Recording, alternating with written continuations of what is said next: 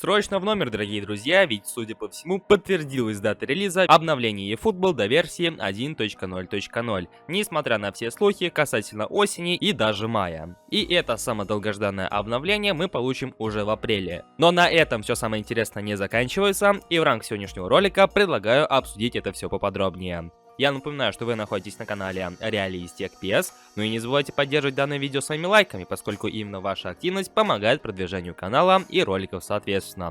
В комментариях делитесь своим мнением по услышанному и подписывайтесь на данный канал, если находитесь здесь впервые.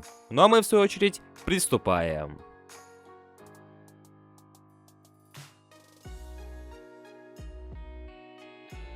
Пока мы продолжаем следить за новостями по eFootball и слухами, которые витают вокруг нее, фейковыми, настоящими, появились очень даже интересные новости от Ренана Гальвани, который вечером в своем твиттер-аккаунте сообщил, что обновление до версии 1.0.0 стоит ожидать в конце апреля. Вместе с этим обновлением будет небольшое тестирование как игрового процесса, так и нововведений после этого самого обновления, которое пройдет в Англии, Франции и США, и которые в свою очередь будут охраняться эмбарго от Konami. Это означает, что все люди, принимающие участие в тестировании, не смогут просто так разглашать информацию, пока это не позволит сделать сами Konami. Но и после этого, в промежутке между концом апреля и началом мая, также будет еще мини-дополнение, которое исправит баги последнего обновления, ну и возможно немного изменит геймплей. И как раз таки станет результатом этого самого тестирования в США, Англии и Франции.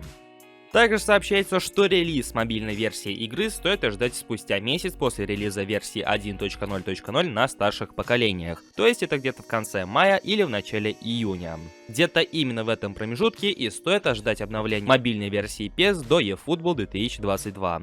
К сожалению, конкретных чисел не называется, но опять-таки повторюсь, это произойдет где-то в начале лета. И если в лишний раз вы встретите комментарий о том, а когда же стоит ожидать обновления мобильной версии игры, скидывайте ссылку на этот ролик и в частности на этот тайм-код.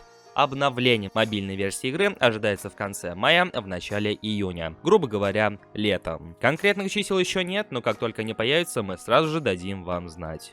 И после всего этого все слухи о том, что обновление стоит ожидать в мае или даже осенью, они, слава богу, отпадают сами собой. Очевидно, что мы не получим все и вся с релизом версии 1.0.0, ну и обновление до полной игры нам не придется ждать до следующего футбольного сезона, что на самом деле не может не радовать. И в связи с этим у российских игроков встает вопрос, а дождутся ли игроки на консолях этого самого обновления, поскольку на данный момент PS Store для нас лично недоступен.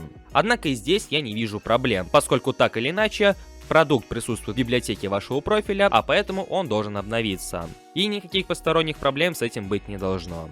Не совсем понятно, что из себя будут представлять эти самые тесты, которые будут проводиться параллельно с выходом обновления версии 1.0.0 и кто в этом самом тестировании будет принимать участие, поскольку некоторые киберспортивные игроки, которые так или иначе были связаны с PES, ну или по крайней мере продолжают следить за новостями по игре, они сообщают, что о чем-то подобном не слышали. Если каких-нибудь киберспортсменов не приглашают на это самое тестирование, то по их мнению стоит задуматься, что здесь не все так чисто. В том плане, что тестироваться будет не сам геймплей, а что-то постороннее, что не так сильно относится к простым игрокам и их опыту игры. Однако, повторюсь, насчет этого самого тестирования ничего не известно, а поэтому нам ничего не остается, кроме как предполагать на этот счет.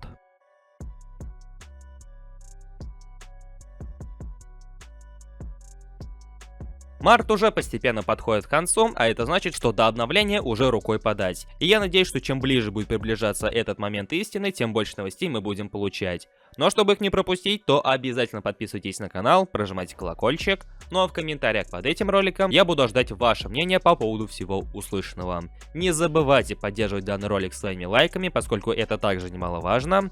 Ну и на сегодня у меня все. Я всех благодарю за просмотр и желаю вам всем удачи. До скорых встреч, друзья!